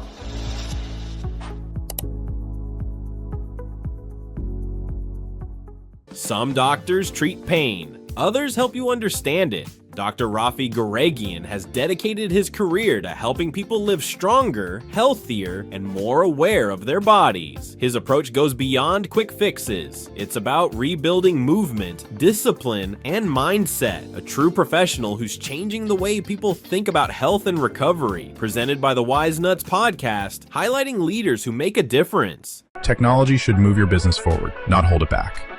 At Titan Elite IT Services and Consulting, we make sure it does. Our clients don't wait days for help. They get real-time answers, fast resolutions, and dedicated support, both on-site and remote. From Los Angeles to Orange and Ventura counties, our coverage is local, statewide, and nationwide. When you need us, we're already on the way. We're not just an MSP. We build with you, from cloud migration to security to every endpoint in your network.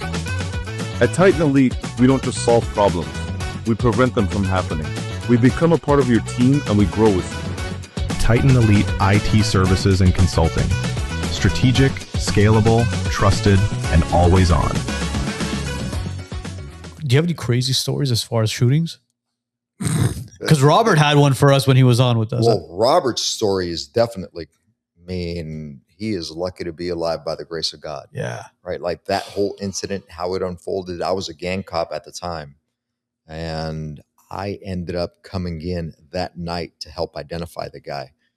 But were you with Glendale PD at the time? Oh yeah. So this was, man, we're talking early 2000s when that ended up happening. And you guys were both. So I was in the gang unit. Robert was in our special enforcement division. And were you on the scene as well when it took place, or was it more No. like you just heard about it?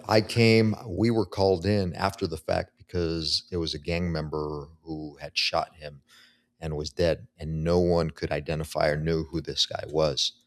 So just so happened to be my partner and I come in trying to like look at the tattoos. I'm like, there was some gang member that was kind of looking around, immediately identified him and like, hey, like, you have any idea who that homie is? Mm-hmm. And sure, he was like, no.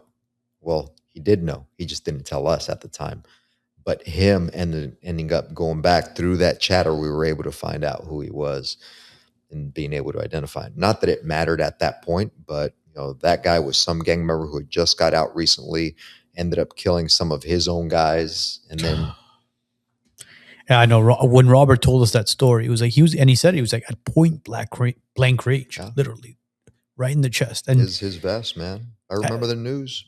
And the funniest part of that, again, I'm not to laugh at the situation, but when he mentioned, he was like, they asked him, how's your pain? Do you feel anything? And he's just like, no, I'm fine. And then when the adrenaline kind of toned down, that's when the pain kicked in, and he was like, just give me everything you guys got. I gotta get this pain out of me.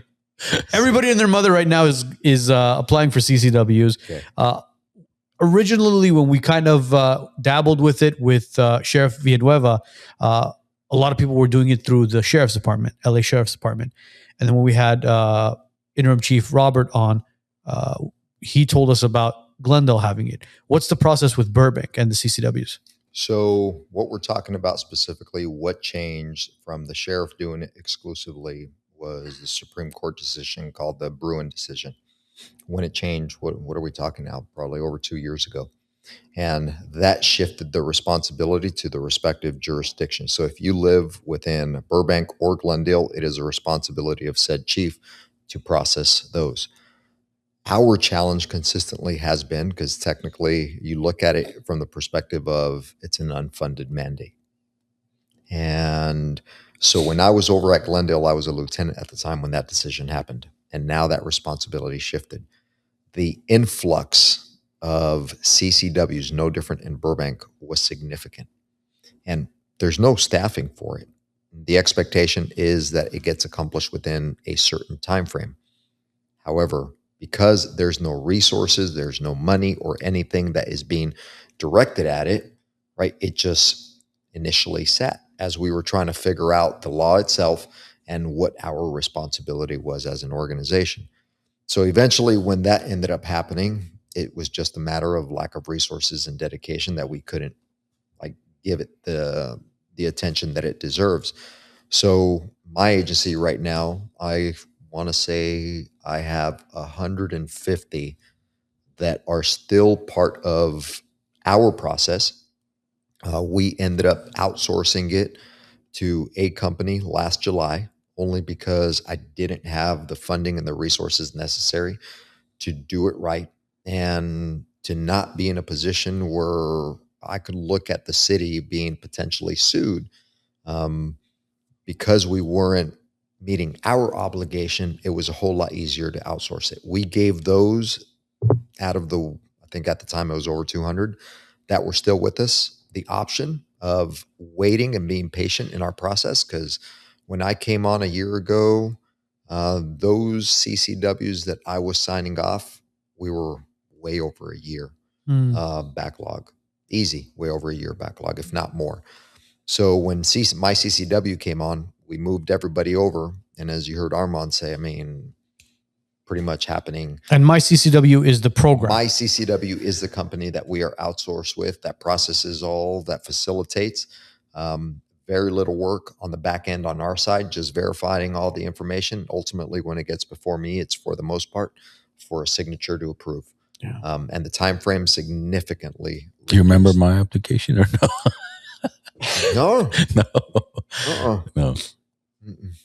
Do you have a CCW? No. Okay. It felt like you were trying to tell us you have a CCW. Has there been an influx of applications with your agency now, or? Like Well, the department? now all of them go through my CCW. No, right. I mean, So as far it's as been like, consistent. but as far as like you've noticed an increase in applications, like more people are interested in applying yeah. for it, or yeah.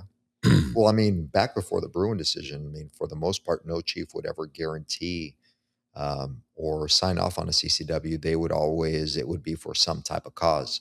Short of you as a citizen being able to show that there was an extreme need of safety or otherwise, like they were allowed to not approve. But now the laws are with SB2, right? That passed. The laws are very strict as to where you can carry it, and I guess you would say the locations you can take it. I mean, it's practically... Well, the same exists, obviously not in a federal building, not in a school facility. I think that has always existed as far as the locations and areas. I think now it's like kind of like even parking lots in certain areas where, for example, if there's a restaurant that serves alcohol, you can't even take it to a certain mile or a certain distance from that business, for example. I don't know what all the requirements are. Yeah. That's one. I think we should get somebody on to kind of sit down and talk about the CCW courses with us. I mean, gee, I wonder who. I know who. Who can we get? I know we could ask somebody. Oh, the guys that teach it in this building? Possibly. Yeah, maybe. Because that's something where it's not only educational for us, but I think it's educational for those people who are interested in possibly getting a CCW to understand, you know what it takes and what the requirements are and what you can do with it. Again, we're not telling people to go and carry everywhere you're going and, be responsible with the firearm. I think that's a key word. Exactly. Because once you shoot any sort of firearm, you realize, dude, what it's capable of doing. Well, not only that, but one of the things that we try to communicate to those that are getting CCW, the responsibility and understanding that a gun in itself, depending on the situation, may not solve your problem. But more than anything, if you are in a position where you have to use it, it's the aftermath. Because should you be in a position where you have to use it, know that you are going to be civilly liable for something. Oh, 100%. And 100%. So you better hope that it was used legally and appropriately, for a given situation that you were faced with. And probably even then, you're still going to be sued for. Yeah, you may be okay criminally, but civilly, yeah, you're always going to be held liable regardless. Don't go out there and think you're Chuck Norris, God rest his soul. Yeah. But I mean, if you were to look back on your law enforcement career with the situations you've dealt with, do you think a CCW is actually a benefit as far as like for a law-abiding citizen to be carrying, or do you think it could be detrimental because, like you mentioned, not only the legal ramifications, but also it could lead to a more severe altercation, right? Because let's say if you think your life is on the line, you take it out, and that individual ends up actually shooting you or one of your family members. Now you're in a bigger mess than you wanted to be. But from your perspective, over 2 decades, you've obviously been a law enforcement officer and now chief. Do you think more people would be better off if a lot more people carried, or it's a detriment to society or to the community? You think a danger to community? From my perspective, it's it's a personal choice, whether you decide to or you decide against having to carry. In theory, you would assume that someone carrying a weapon, assuming that they're carrying it responsibly and well trained, should they have to use it, can prevent that situation from escalating just by the very nature of presenting a weapon or bring that into the situation. So in theory, it probably applies. However, what I've seen, what I feel, what you see happen across the media is that people are placing themselves in a bad position, even though they are well trained, even though they go in with the assumption that they're going to be responsible. And the reality is, that situation, when it happens in real time, the rational part of the brain goes out the window and it's all emotion. The average person population does not have the necessary training and mindset to deal with that respective situation when it happens in real time. So could you, in theory, also be putting yourself in a worse position? Yes. And you're seeing that people have their guns taken away from them, or when that gun gets used against them, or they should have taken action and they didn't, or they took action and didn't hit its intended target and hit someone else. There's so many situations, so many variables. That's why I say it's a personal choice to you. My only suggestion is, if you carry it, sure. Do I encourage you, if you are going to be responsible, well-trained, mindful of the situations, knowing what you're going? Absolutely. I think training is huge. Essential. Training is huge. But you look at it from even my perspective, in 27 years off duty, I've only had to take out my gun because I carry everywhere off duty.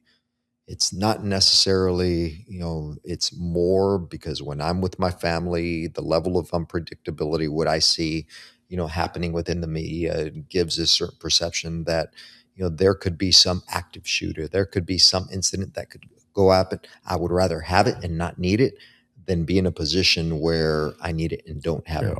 And I've only taken it out twice. 27 years, you said, 27, right? I've only taken it out twice. One was an incident. It was just my wife and I. Road rage incident with some guy, probably at the time, or at least appeared to be high out of his mind. Ends up pulling his car up next to me. I'm assuming that I probably cut him off. I don't remember cutting him off. He ends up coming out with what appears to be some metal object, bat in his hand, and it's traffic. So I got no way out. So I end up coming out, and my wife knows that I carry every time, and she's pleading with me, don't. I'm like, and I don't think I got it to the point where I was out. Just me challenging him was enough for him to MF me, get back in the car and take off. The second time I was with my oldest daughter, who was no more than 3 at the time, and was picking up some food, pizza in the city of Duarte. And all of a sudden, as I'm going back to the car, I see this gang member beating the crap out of this liquor store owner. Think he was end up taking something. He gets confronted by the owner. And I'm looking at this. You talk about time slowing down, because I'm looking, he's like pounding on him and he's just shielding himself. I'm looking at my little girl, looking over there, I'm like, what do I do, man? Like I got her, right? I don't want to put myself in this bad position. And in my cop way, ended up yelling, police, stop, loud enough where he saw me and he took off running. But that's probably the time that I've been scared the most. Of course. Not necessarily for me, for my daughter that was in the car. Yeah. But at the same time, having a sense of obligation, man, this guy's going to get killed. Yeah. Once you become a parent, there's this wiring that just kind of connects, and you just become a different human being. I could only imagine what your brain and your heart was going through. 100%. Because I'm thinking, I have this duty, this obligation to act. I can't let this guy, but at the same time, I got an obligation to my family, right? If something were to happen in this situation where, God forbid, I could never live with myself.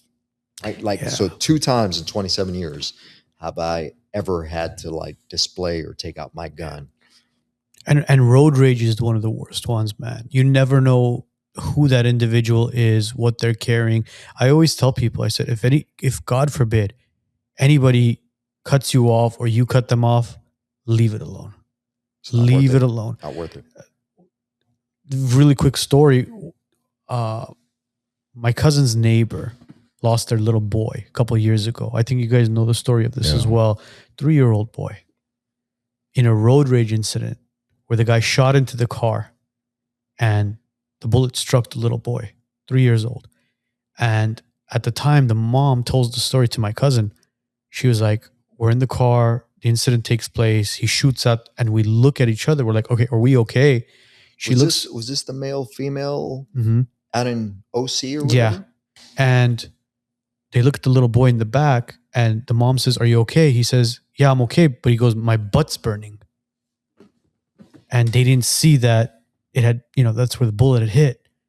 And he had gotten weaker, and to the point where this guy's after them and they're driving, trying to lose him. And they finally lose him, get to the hospital, but it was too late. 3-year-old little boy lost his life, Crazy. man. And like the innocence, man, like 3-year-old kid is like, they're asking, "You okay?" And he says, "Everything's okay." But he's like, "My butt's burning." Like he didn't realize that he got hit, man. Process it. And they just recently, thank God, they just had a little boy. They had a baby, and the boy was born on their previous son's birthday. Wow. It's crazy. How crazy is that? That's crazy. So I tell people all the time, man, if you're ever in a situation, especially if you got your kids in the car, wife in your car, fiance, family, it doesn't matter. Somebody cuts you off or you accidentally cut somebody off. It's easier to just say, "I'm sorry, Yeah. my apologies," and move on. And it is so much better just to be a good witness. Even someone like myself or my officers, that is something that we communicate to those that we onboard when you're brand new. Look, you have all this power and responsibility. Yes, you have the right to carry a weapon. You should, off duty. And however, be a better witness, because the reality is you put yourself in a situation. Your average criminal may turn around and go, but your hardened criminal is going to look at you. You're not in uniform. Your backup is you have no radio. So what are you going to do? Yeah. Right. And I say that because I've been in that situation also, where I remember I was getting a haircut and husband and wife going at it right outside the barbershop. And no one's calling the PD. And it's like escalated to the point where it looks like he's going to hit, the female. So I get up with my thing. I go out to the door. I'm like, "Bro, just stop, man. Just stop." Like, "Who the fuck are you?" kind of thing. Like, "Bro, just stop, man. Like, hey, let it go. Let it go. Like, it's cool. Cool." He's not moving. He's not going to do. He's just all emotion on her. I end up taking out my badge. I'm like, "Look, man, look, I don't want to call the cops." Now he's MFing me. It's like, "F you, like, who do you think you are?" Now he's angry at me. I'm like, and I'm thinking, man. I'm just trying to get a haircut. I was just trying to get a haircut, right? It obviously didn't work. Yeah. Here I'm trying to take out my badge and hoping that enough shows it. So it just goes to show you, man, it doesn't matter, right? You have a badge, have a gun, but at the end of the day, like, don't put yourself in a bad situation. No, yeah, absolutely. And right. that is someone like myself that has training. So going back to what I was saying, it's a personal choice, right? The average person not being exposed to that in that situation, got to be careful. And it proves it with a lot of these. Have you seen those virtual kind of scenarios where they put your average Joes in, where it's like, all right, you're a cop. They give you this kind of like VR glasses or whatever, and they put that fake gun in your hand, and you're pulling over an individual. You don't know who they are. And I think it was like 9 times out of 10, the people who were in that simulator shot the individual. Yes. Or they got shot. Or they got shot. So that tells you enough that, dude, like, it doesn't matter how much training you 100%. get when, and that's just a simulation. Now imagine in real life. There was one, it was right around or right after George Floyd, an activist, and I want to say it was the state of Arizona, but he was at every protest, really critical against the police. They had him come over. They ran a scenario like that. Mm-hmm. And the person, no weapon, came at him aggressively. This person's giving him commands. Obviously, person's not going to stop. Yeah. And what ends up happening? He shoots him. Afterwards, the debrief. Why'd you shoot him? Well, he was coming at me aggressively. I didn't know what he had, right? He was just, I'm like, that goes to show you. Officers make split second decisions. Because you see them, they're like, well, why didn't you shoot him in the knee? Okay. Like, you try shooting somebody in the knee while they're running towards you. I mean, totally. It's insane, the expectation, the adrenaline rush. I mean, even look, most people, majority of people you take them to the gun range, right, the shooting range, they won't even know how to hold the gun and where to point the muzzle, and I mean, they have no idea. Bro, at a closed off gun range when there's shots going off, I'm still flinching. Exactly. It's like you really think man. in a real life situation you're gonna fully control your emotions, your adrenaline, and you're gonna be like, all right, girl. Look, we saw it in Minnesota twice this year with Renee Good and Alex Preddy, where law enforcement, discharged a firearm on a pedestrian. And with Alex Preddy's now, you look at what's going on with the investigation. Apparently, that SIG that he had a defect in it where it would discharge, like even with the safety on. So there was I don't know what year that particular model was made. I think it was a 365, SIG 365, but there was a defect in that. And now the investigation is saying that when they pulled the firearm off of him, it discharged, which now led to the ICE agents freaking out, thinking, all right, he's yelling gun, gun, gun, and then you have a firearm discharge. What's going to happen? And obviously, unfortunately, somebody lost their life. Yeah. So it's split decisions where kind of like you don't know what's happening in the scenario, who's got what, who's capable of doing what, and it's just sad. People need to be more responsible when it comes to firearms. 100%. That's one of the main things they hone in on is like, listen, just because you have a CCW, you're not a police officer. Totally. Don't go out there thinking, oh, what's going on over there? Let me go check it out. Like, no, just if it doesn't involve you and it's not imminent danger to you or your family, just go away. Go call the cops. Let them come. Let the professionals come deal with it. Don't go out there trying to don't take your son's plastic police badge. No, because I think that it's unfortunate because it gives you, at least most people, probably that false sense of security. Like, oh yeah, I got this thing here. Okay, that thing makes situation even more dangerous. Yes, it does. Right? So why? Because you're bringing a gun. Yeah, but I feel, again, not everybody thinks this way, but the logical person would kind of think that, hey, listen, this device, this firearm is capable of taking the life from somebody. So it's like, don't mess around with it. Because if the individual in front of you that you're attempting to be Mr. RoboCop here has the same firearm you do, now what? You want to get into a gun battle with somebody in a parking lot over a parking spot? It's not only that. They don't mind shooting all over the place to maybe hit you or scare you. Shoot their leg. But you can't. You're not going to just run around shooting around like, just to get that guy. You shoot the leg, man. Shoot the leg. The knee. Probably you need to hit the kneecap. Look, if you hit it right in the right spot, sweet spot right in the knee, it'll be good. It's called the knee spot. Is that what it's called? That's what it's called. Okay, well, the patella? The femur. Hit the femur. The femur. Yeah. You hit the femur. Yeah, man. I'm telling you, man. People stop watching movies. Yeah. Where they're jumping off of a table with like one hand. No matter where you are, and that's the movies they're watching. I can do that myself. You're not Liam Neeson. Calm down, bro. Yeah. Jackie Chan and Chris Tucker and Liam Neeson. Or the late Chuck Norris. God rest his soul. But anyways, Chief, appreciate your time, brother. Thank you, guys. Thank you so much for everything that you're doing, that you did for Glendale and that you're doing for Burbank now. Thank you. Thank you for coming to Burbank. Appreciate it. Best city ever. Absolutely. I'm not going to say anything. Absolutely. Rob, I love you. Hey, nothing against Rob. I love Rob too. But Burbank's a different city. Burbank's Burbank, right. Listen, it's 2-on-1, so I'm not going to say anything. Plus, he's carrying a gun. Okay. But we got to have cigars soon. Love it. For everybody else, thank you so much for tuning in. Today's episode will be up and running on Spotify, Apple Podcasts, and all major platforms mañana. Have a great week. Have a great weekend, and we'll see you all next week.